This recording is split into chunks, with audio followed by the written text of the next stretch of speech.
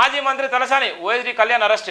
కళ్యాణ్ గొర్రెల పంపిణీ కుంభకోణం కేసులో కోఆపరేటివ్ ఫెడరేషన్ మాజీ ఎండి రామచందర్ సైతం కూడా 700 కోట్లకు పైగా స్కామ్ జరిగినట్టు ఏసీబీ అనుమానం. గొర్రెల బీఆర్ఎస్ హయాంలో ఏం జరిగిందో గొర్రెలను వదిలిపెట్టలేదు, బర్రెలను వదిలిపెట్టలేదు.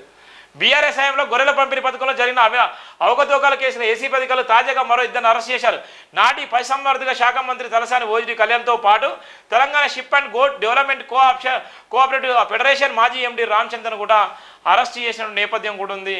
ఇక్కడ ఎంత భయంకరంగా ఉందండి. ఇక 9 మంది అవినీతి పరులు అరెస్ట్. నిందితుల్లో సీఐతో పాటు ఇరిగేషన్ ఆఫీసర్లు ఉంటారు. ఎంత భయం లేదు.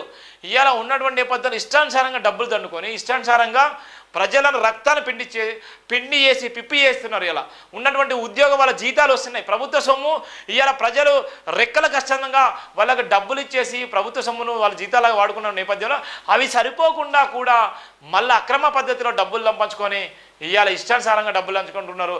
ఇవాళ ఈ ప్రభుత్వం నిజంగా కఠినమైన చర్యలు తీసుకుంటే అనేక మంది బట్టబయలు అయ్యేటువంటి నేపథ్యం కూడా మనం చూస్తున్న దిశలో ఉన్నటువంటి ప్రధాన వార్తలు.